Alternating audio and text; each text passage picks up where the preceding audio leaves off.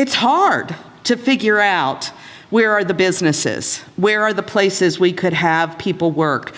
What are the attitudes of the people around them? Are they viewing this as some kind of charity nice thing that they're doing, kind of like a Ronald McDonald House? Or are they understanding that we have people who need jobs and that those jobs are in their community? Those present some new interesting challenges. And then something that I don't think we talk enough about, particularly for individuals with very significant support needs, is how do we support parents in this transition? How do we involve families? Because we know that for many of the individuals that we serve who have significant support needs, their families are lifelong supports for them.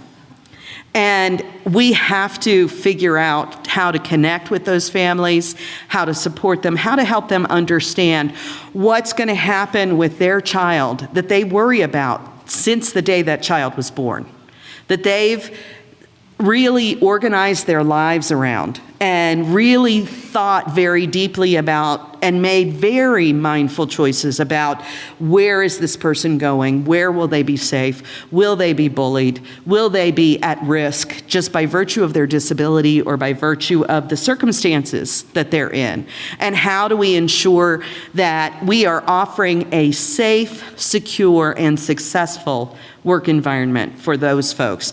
And we're also holding the hands of those families as they do that. More than once, I've sat with a family member and talked about how, mom really can't observe at work, but we will talk to you every day. You call me, I'm the one to talk to. I have job coaches, I have teachers, I have instructional assistants. They're very busy providing the service.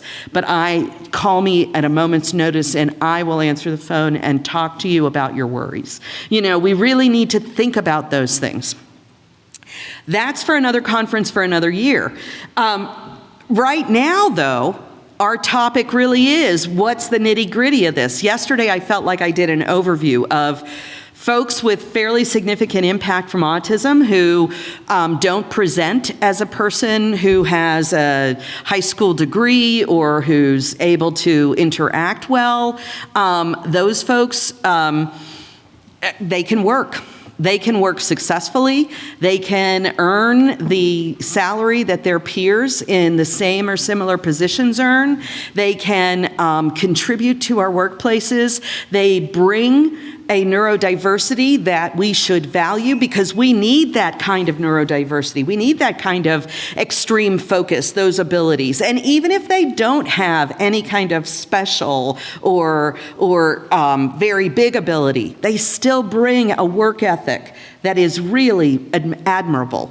The folks who, I mentioned this yesterday, and Stacy will attest to this, it's absolutely true. In Virginia, we have maybe 1 or 2 significant snows a winter. And for us, a significant snow is the snow sticks to the road at all. So when I say significant snow, I'm not talking Illinois significant snow. I'm talking, oh my gosh, there's something white and slippery on the road. And I grew up in Pittsburgh, where I just look at the people driving around and think, no wonder you're scared. You don't know how to drive on a good day. I actually said to a colleague once who was just fretting, it started snowing. Is it sticking yet? Is it sticking yet? That's the conversation, right, Stacy? You remember, is it sticking? Panicked eyes. And I said, what would probably help you if you just went and parked your car in the ditch right now? You'd know where it was. You'd have planned that. That was a part of your day taken care of. You don't go through all of that stress, So, but in Virginia, when we have those events, our folks are the ones who are walking to work. No bus running, no problem. I'm going to walk because I'm supposed to be there. We've developed behavior intervention plans for individuals who are extremely distressed when their disability-specific transportation is late to pick them up. So they're going to be late to work. So they're starting their day in a really hyper-anxious place just because they're late. And when we talk about this and when we hold meetings with their employers and their supervisors, they're like, We're meeting about this, right? That you're not kidding. Because we have about 10 other people we would like to have this problem. Yes, because it is a work ethic that these folks have that is just incredible. So what we've concluded after looking at lots and lots of data over a long time is our youth with significant impact from ASD have untapped potential. That this is a potential for every employer in the country who right now really needs good workers. We've had that whole, what did they call it? Not the mass resignation, but after the pandemic, everybody quit their jobs and everybody's looking for workers. So whatever that was, the Great Resignation, was that it? Yeah. So this is a workforce that we need to prepare. But our study, we looked at NLTS2 data, which at the time was more current, but now is old, I think.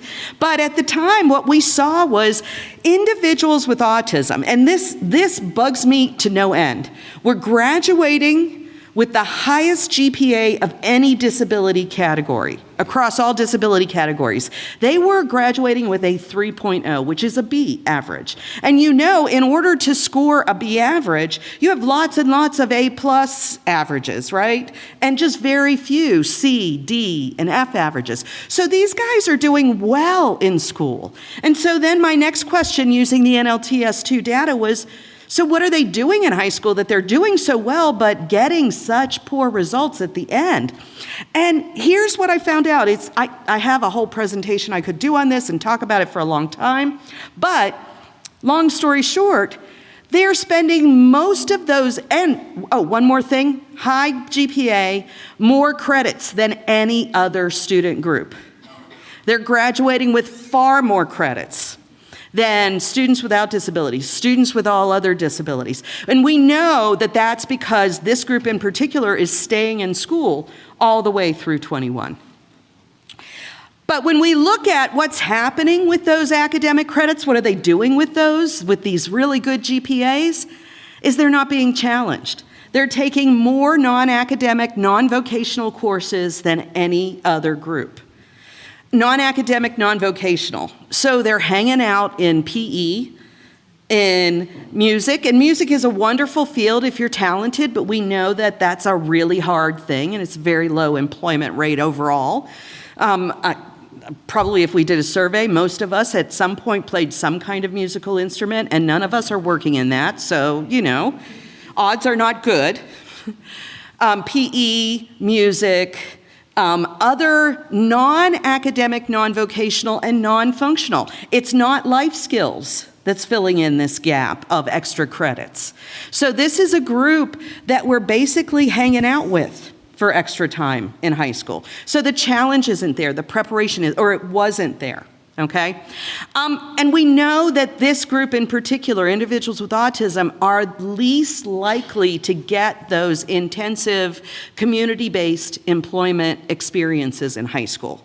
Because these are the guys who are pretty challenging, and we were talking about, I've talked about this with some people.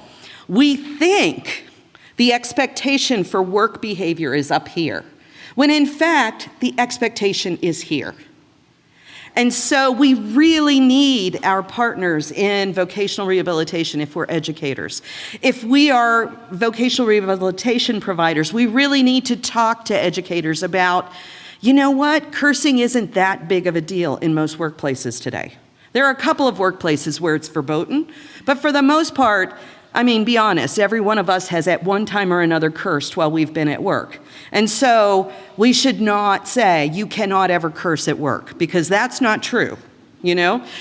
We should not say, you can't ever do something the quick way rather than the right way, because sometimes you do it the quick way, right? But what we really need to focus in on is what is the social environment? What is happening socially? Because even our folks who have challenges, but are also, like significant behavior challenges, but are also very bright, end up getting fired for social skill mistakes, for not understanding that it's offensive when I say, you smell funny today. right? And we have to really pay attention to that. And there's only one place that you learn that, and that's at work. And we can't wait for these folks to learn those skills before they get to work. The best place for them to learn that is at work, because they don't generalize well. We also know that this group actually requires a very, very, I'm going to use the word dense, schedule of opportunities to learn. That if it takes me 1 or 2 or 3 tries to learn something, to learn it to maybe fluency, and if it takes a person with a learning disability or another disability maybe 10 tries, folks with autism seem to need 20 to 30 tries to learn something to fluency, especially when it comes to communication and social skills. And that finally, what we looked at is these guys don't leave school prepared for life. When we look at what's happening, if they're not spending their extra credits in life skills, in vocational or academic courses, and they're hanging out in PE, and we're basically finding things that they like to do so they'll be calm and not be challenging to us, that we're prepping them to be kings or sultans, or we're prepping them for a job that doesn't exist. So we really need to zero in on the amount of challenge that we're offering in the context of what the future holds. I know we're doing this in the context of an environment where we're pushed as educators to increasingly use standards in our IEPs. But there are clearly ways to do that. That when you're at a workplace, you actually do have to read. You have to read signs and interpret information. You have to read instructions. So we can easily embed those academic standards within the context of a workday. That when you're working, you have to count. So you have to add and subtract, and you even have to multiply and divide. And so all of those academic standards that we think as educators we have to do, like there's standard 4.3, mathematics 2.5, we have to have this in an IEP goal. The goal should be the employment skill. And then within that skill, we can highlight the academic skills that are a part of that. Does that make sense? Yeah, I see a question.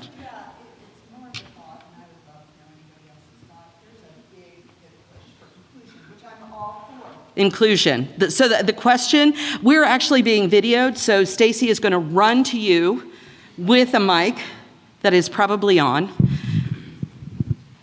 Especially at the high school level, there's a big push for inclusion, which I am all for. However, parents are requesting classes that necessarily our students academically are not ready for.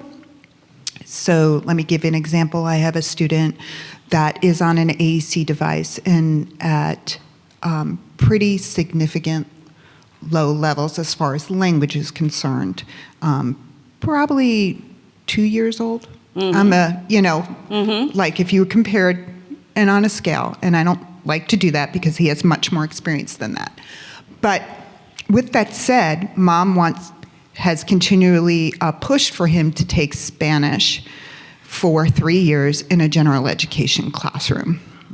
And it's a real struggle mm-hmm. because the more time they spend in a general education class is the less time that we have to work on those communication skills that he needs for.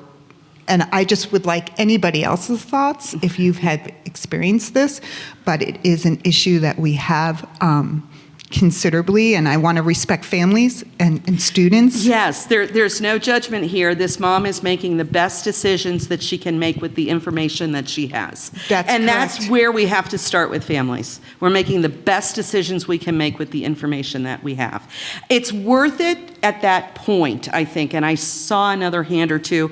I'm mindful of time. This is your last session. Sorry, I know I brought up a whole, but I'm like looking at this. Yes. And I'm like, this is a real struggle right. that we experience because we are not getting this student the vocational experiences that needs to lead to our transition program. So when we think about a student like that, it's important, I think, that we get to a deeper conversation beyond inclusion or community-based work experiences. And we talk to mom about what is it that you're looking for Spanish to provide to your son that he doesn't currently have. What problem are you attempting to solve by enrolling him in a third year and maybe a fourth year of Spanish? That, let's get to a deeper level of conversation and try to figure out what is the meaning of Spanish in the context of that mom's life choices for her son. And let's begin to talk about what that mom's long-term vision is for her son. That's an entire conversation, and maybe next year at the conference, a discussion or a panel about supporting families of individuals with significant needs through transition would be a part of that. But that's somewhere that I would go. And I will tell you, I once was in an IEP with a young man where the mom was very similar, pushing. He must be included. He loves science. He has to go to science. And the son, who didn't have many words, was sitting there making a lot of noise and drawing pictures and drawing pictures and drawing pictures. And the art teacher was sitting in the IEP saying, he loves art. He loves art. And finally, I was there, and I wasn't there. I was there just as, someone assisting the team and kind of thinking about this student. And I stopped and I said to mom, and I said, have you seen what he's been doing the whole time? And he's making noises, and he stopped and he looked at mom and he held up his notebook. So, you say, well, maybe he doesn't know how to communicate, but he was very clearly communicating at that moment. And very often our folks with significant impact are communicating in ways that we're not paying attention to. Mom, at that moment, literally in the context of the IEP, had an aha. Oh, I want him to be in science. I like science. He likes art. It just so happens that it was science and art, but it was a pretty stunning moment to really reflect and think of ways to include that student voice. Do we take pictures of the individuals that we support and have them put together PowerPoint presentations where they show, I like this, I don't like that. This is the kind of environment. Let me get to the way we do that. So the key areas that we really pay attention to, and there's 4 of them, and this is kind of your organization. By the way, this presentation is not uploaded yet. I actually wrote it this morning, sorry. It's why I missed breakfast and had to eat an apple fritter, just had to, But these 4 are basically your organizational structure, and we're going to talk about each of these and what it looks like. And I've got 2 case studies with videos. Stacy, what's my end time? 12:15. So we're off and running. Okay, so when we talk about work-specific social skills, there's an awful lot that happens with folks with ASD that we have to pay attention to. Sorry about the funky fonts and the different sizes, but we know that there's interaction. And that in a work environment, interaction is very much controlled by setting and people present. And it varies very subtly. Like I could be talking with a coworker and we're in an elevator. And we are allowed, just 2 coworkers, we're allowed to talk about whatever we want to talk about because we're in the elevator alone. The minute that a third party steps into that elevator, we have to change our social skills. That's a subtle social skill about interaction that you have to be aware of. You can't just keep complaining about your other coworker when a third party steps on that elevator, that we have to initiate and respond, even when we're busy, to some people more than others, that we have to accept feedback when we're told no or when we receive correction. This is a skill that we can teach. in 4 steps. And most of our folks come in not knowing how to accept correction. And as I go into schools and I visit with people with younger children with autism, they say, oh, he doesn't like no, so we never tell him no. And I'm like, well, that's a nice life if you can get it, right? You never tell him no. Well, what do you do when he asks for something you can't give? We just don't talk about it. and no wonder we're teaching a youth like that their communication is not a relevant skill because it doesn't result in anything. People ignore me when I ask for something, We want to maintain the just right amount of space, and that varies based on the amount of space available to us. We have to limit our conversation lengths, and we have to meet workplace expectations. So we have to figure out what's the just right amount of conversation. And then we have to learn how to ask questions to get information. And so we see these needs for appropriate interactions and understanding, but we know we have strengths as well for people with autism. And that visual processing and memory is a huge strength. So we use an awful lot of task analysis, behavioral rehearsal, behavioral or visual cues, scripts, videos. We use a lot of modeling.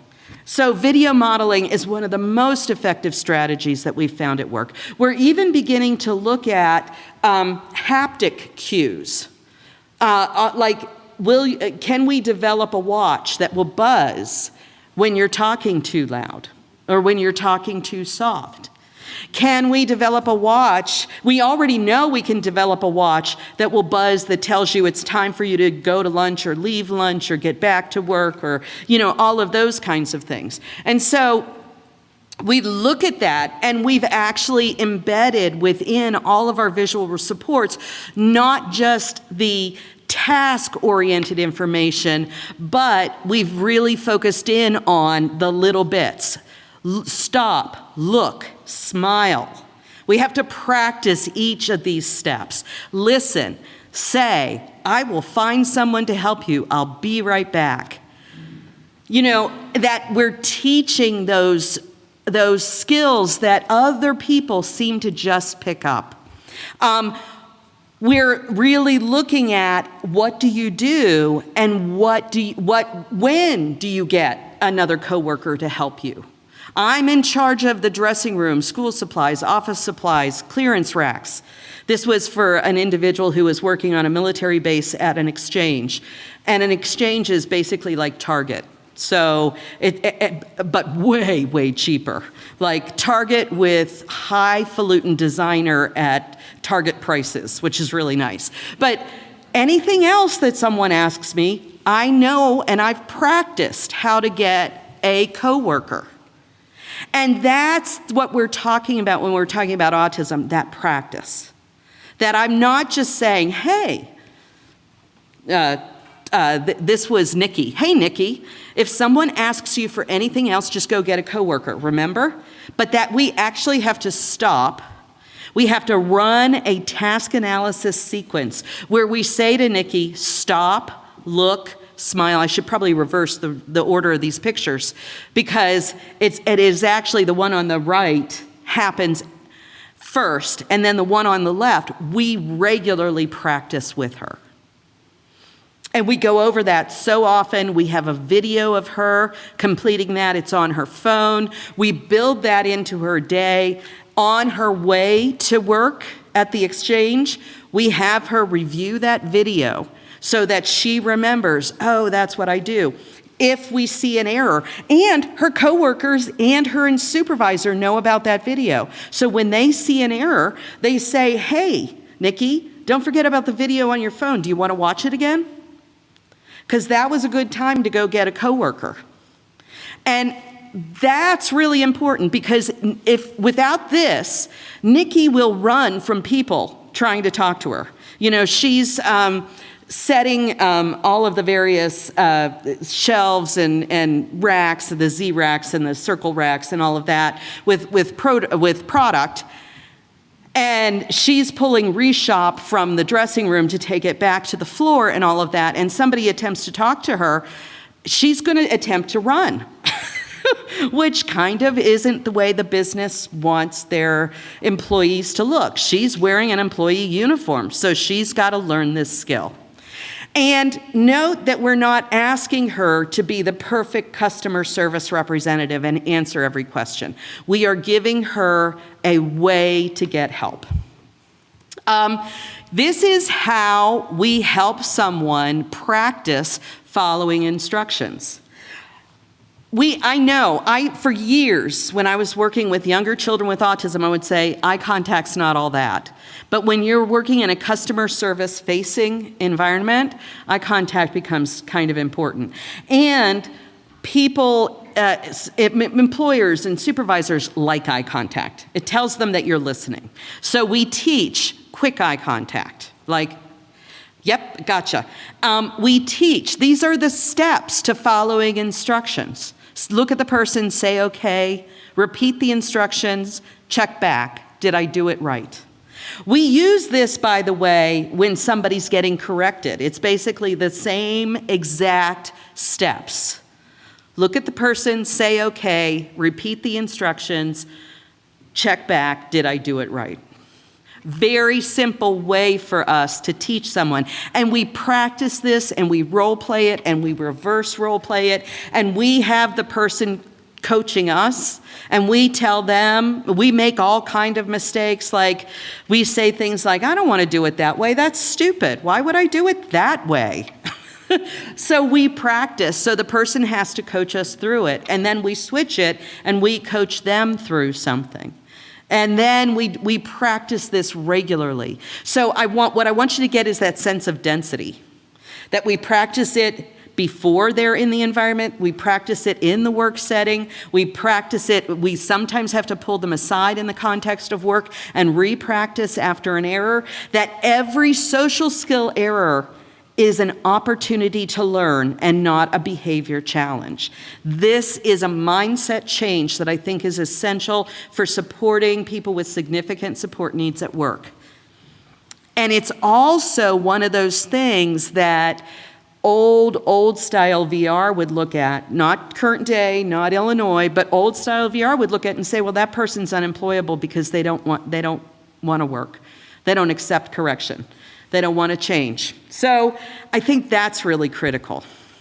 When we look at communication, this is an area where there's a lot of support needed for folks with autism.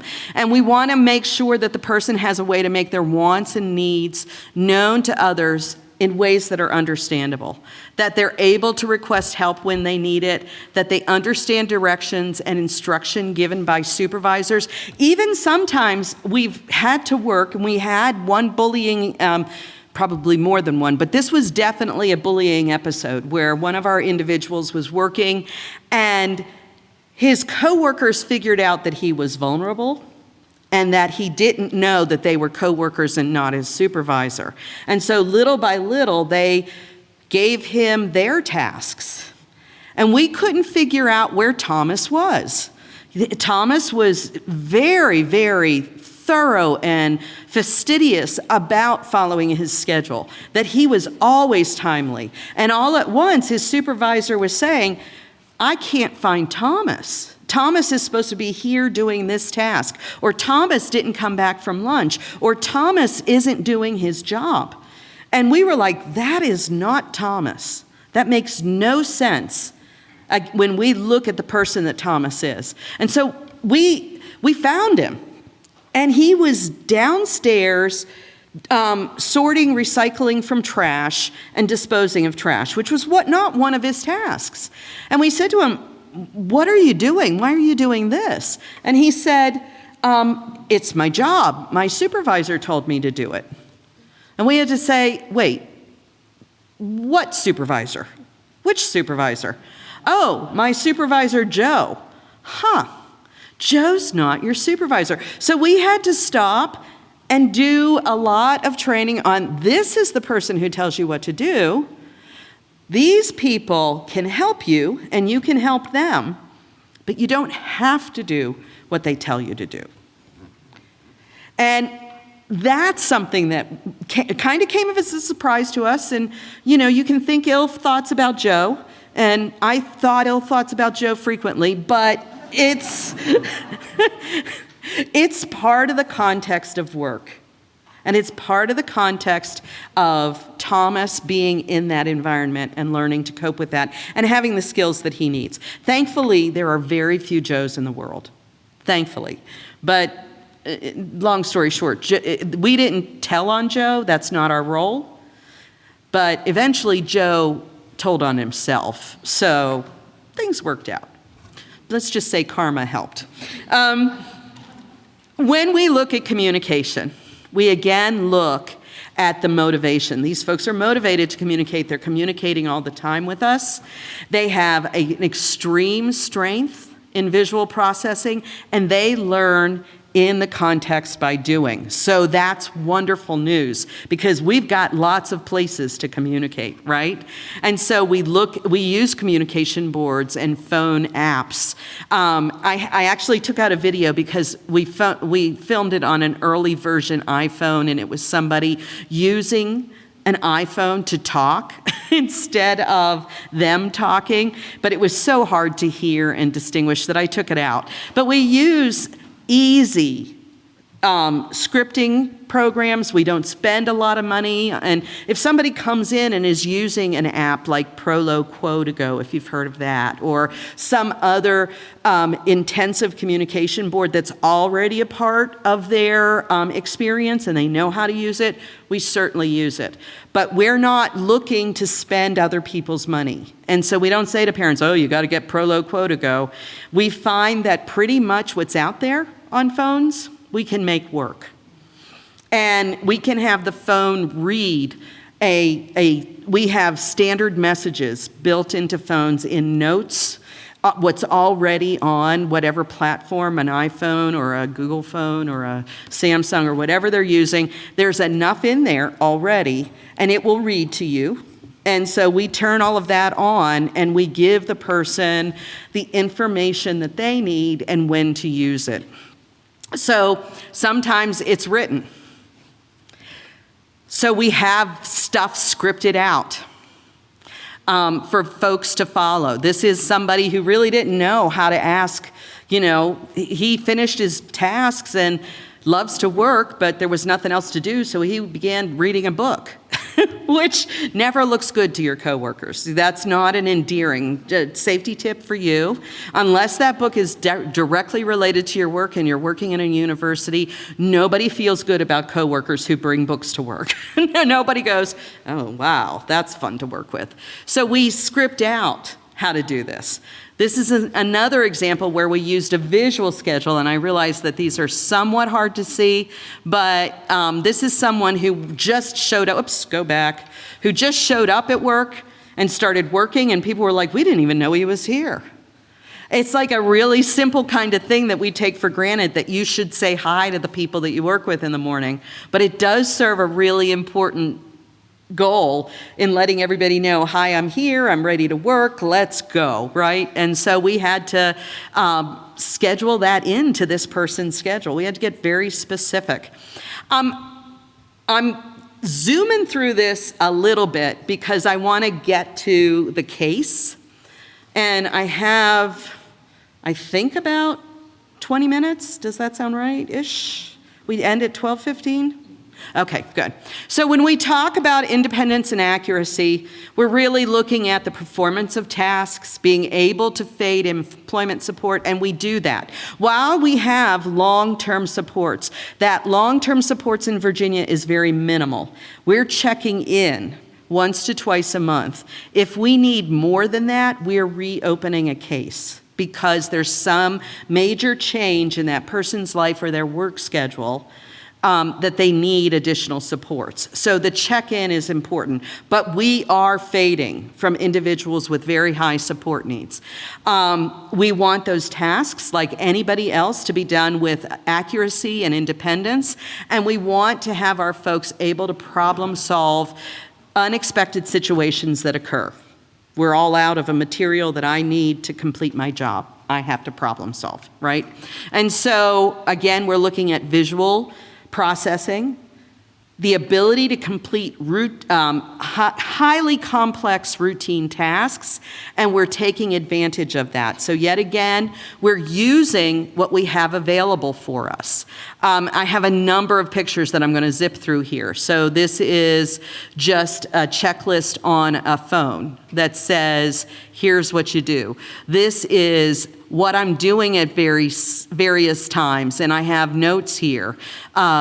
If I need help, what should I be focusing in on? How do I do this?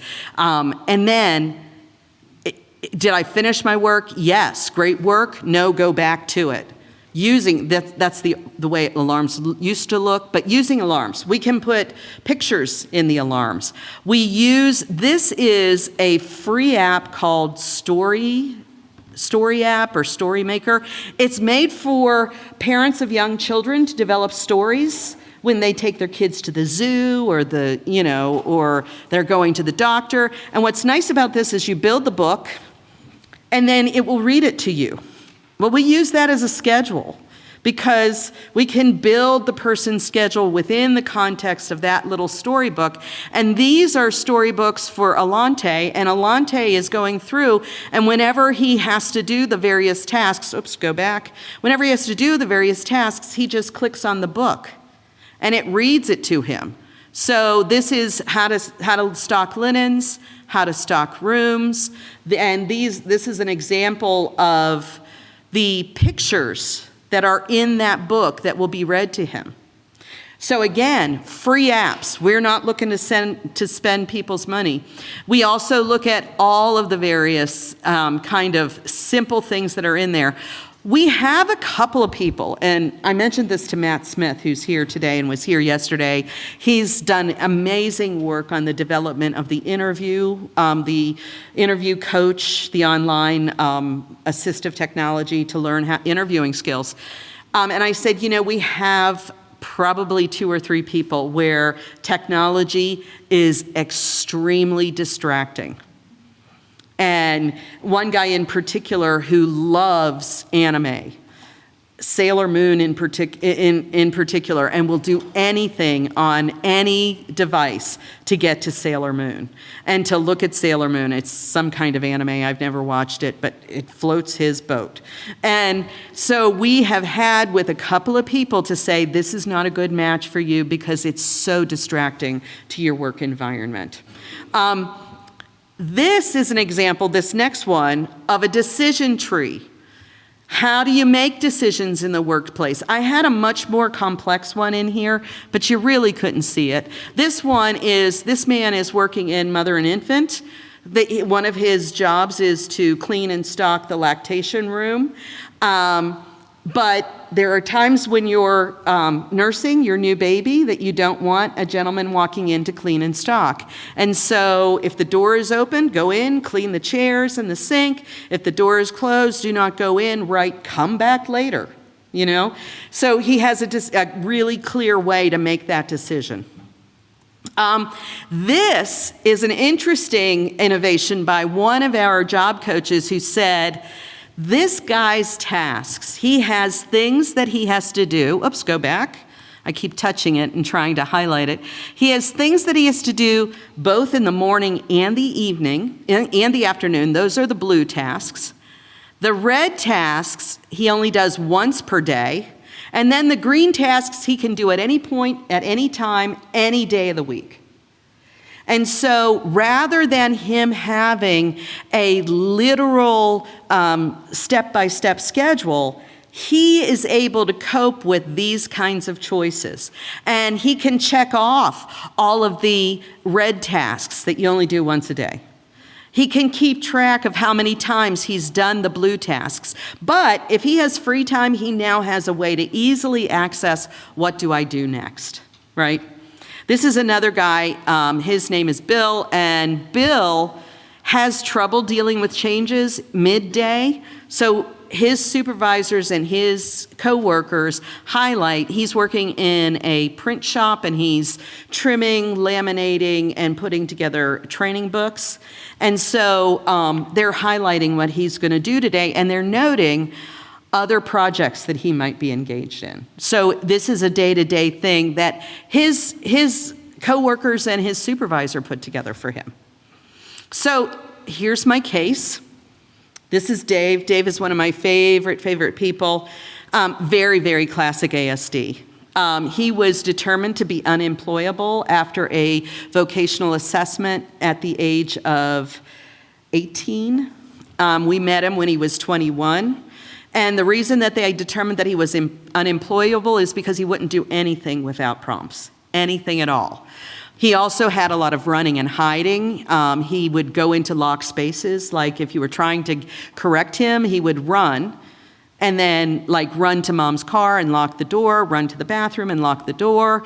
And if you were trying to block him, like you were trying to get in the way, he'd pretty much blow through you. You were just someone to be taken out. He would hit if he was told no, and he had very low verbal abilities. But we're always looking at the strengths. He could read, and it was, quote, a splinter skill. He had very low comprehension, but he could read. And he had an excellent memory for long sequences of steps. Because if you tried to change his routine, that's when he ran, right? He loves routine, and he was calmed. I can't figure this. It wouldn't be my choice of a calming episode, but Godzilla destroying cities was very calming to him. I sat with him many a time pulling up Godzilla, and he was, Godzilla,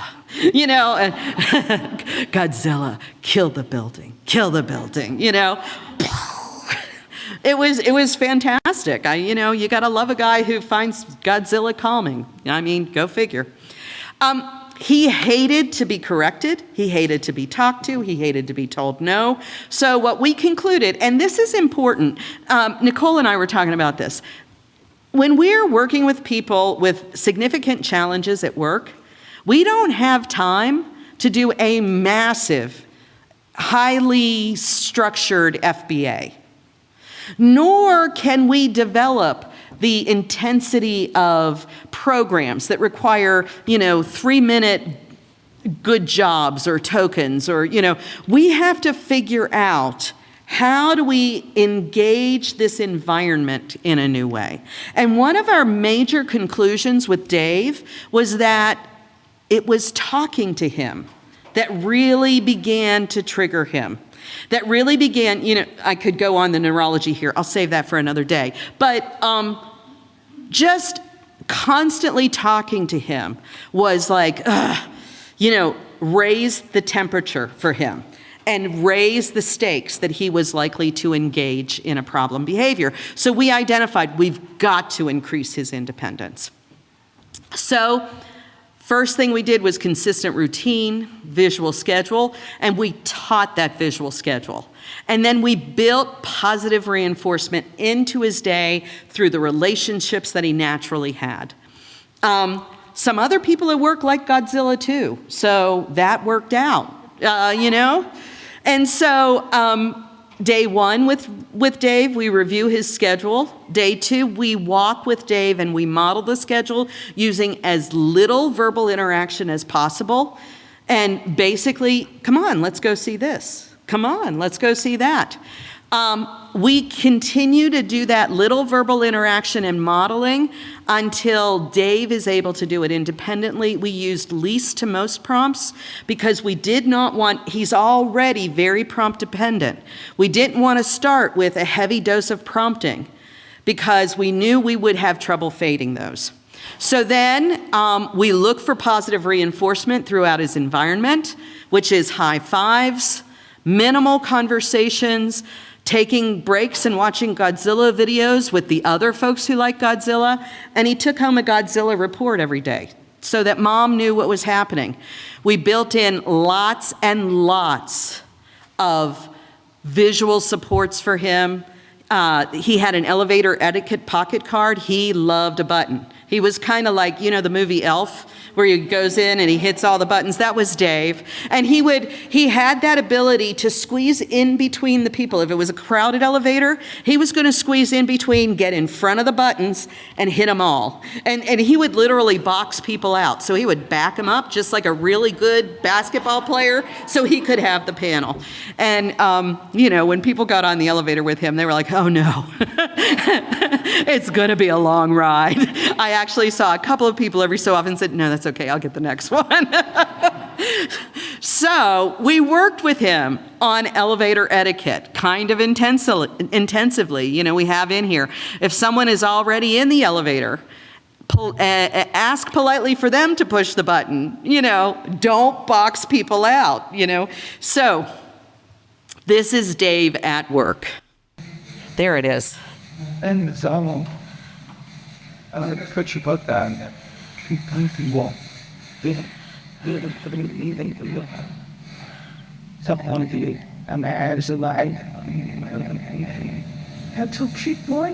I have been working with Dave for just about a year now. I started working with him last September. He helps clean the patient rooms and one section of the hospital, and he has 2 hallways that he works in.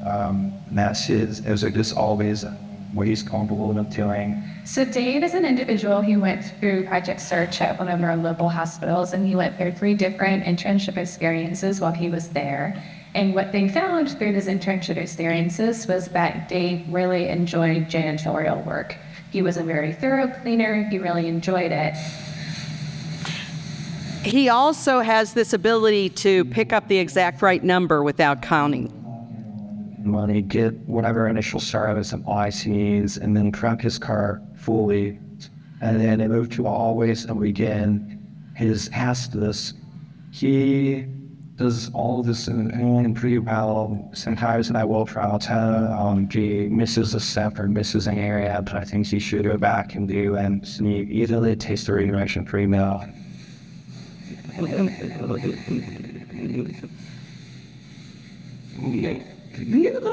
Dave has pretty low communication skills, and so when this job coach was going out and looking for community employment for him based on the tasks that he acquired during his year of a search, then they actually did a video of Dave working to show how much he could perform. We might start swimming, showing some behaviors of rocking and whatnot, and that's just essentially him.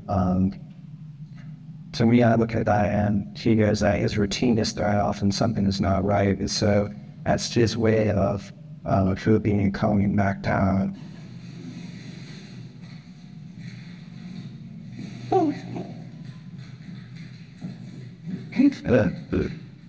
I feel like Dave is rushing or feeling some anxiety. He's not really taking our redirection on competence.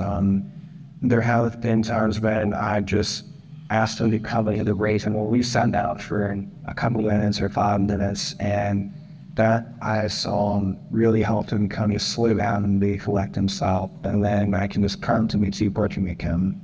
And still is letting it in find that you pulls on and sing on to no harm. There was a lot of communication back and forth between the job coach, Dave, and also his mom, who's very supportive, to work with the employer on best ways to support Dave, and also certain behaviors that you can run into when Dave is anxious or worried and not feeling very comfortable in a situation. He gets like on Zolotwister and balance card each shift if he finishes the shift within his time frame. This is his biggest motivator for how he handles working on the sun. Yeah. Give us an answer.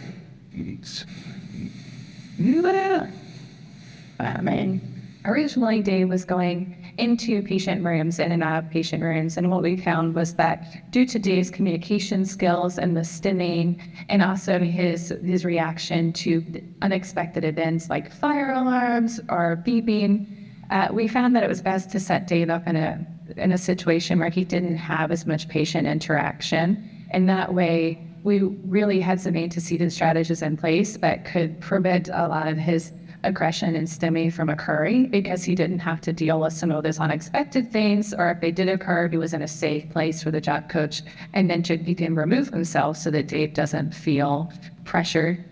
The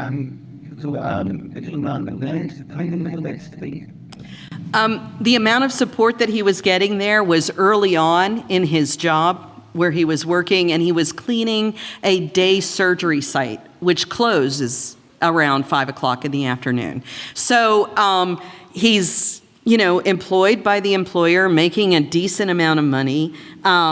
His mother is thrilled with his employment and his success at work, and he's someone who works 15 to 20 hours a week. He does have, when he gets tired, he kind of sits down and he's done. And why would you push him? Why would you do that to him? So I have a few more slides that I'm going to finish up quickly because I really want to. One of the things that we do for everybody is we define what professional is based on who they are and what they're struggling with. And this was one professional. This was someone who ran through every hallway, and so we really focused in on walking professionally. This was someone who really liked Mario, and so built that how to walk professionally side by side like a Mario game. This was another one where we were like, okay, you're going to this area. This is how you can manage yourself, a schedule of what to do on a break. We've dealt with folks around lunchtime choices, people who decide that lunch is going to be 5 pieces of cake, might need some assistance in making a few other choices, although I'm kind of there. Lunch would be lovely. We work a lot with self-monitoring. This has to be a self-monitoring system because we don't have a job coach there, and we're not going to ask a coworker to carry a clipboard and follow somebody around. So we have a lot of ways to help people address and understand that frustration is okay and how to deal with that and how to identify where they are. We have a lot of various rules for what is professional, and it's highly individualized. And worry boards. What kind of time do I have? We're right at, I have one more video, and I will play it after we're done, but I know some of you have to get on the road and have people to see and places to be. So those are the 4 areas. I will skip over Dylan for right now. Get here. For individuals with significant needs, we do need to move a little bit slower because it might take them longer to learn the skills that they need. We need to move to community, but select environments where early on they're going to experience a lot of success. If we're taking them into community environments with high degrees of challenge, we're going to have to work that much harder to fully include them. To the mom who wants inclusion for her son, inclusion when you're 18 is either in college or at work. So we've got to be mindful of that. We've got to be clear about the behavioral goals for each experience and build success a step at a time. We do use behavioral consultation, but our behavioral consultants really understand the world of work. We do have BCBAs that work, board certified behavior analysts, sorry for speaking in alphabet words, that do work in work environments and tasks. And we make a big deal about once you get a plan, you ought to implement it. And if it's not working, then we call our consultants back in. So that's it. We're at 12:14. Thank you.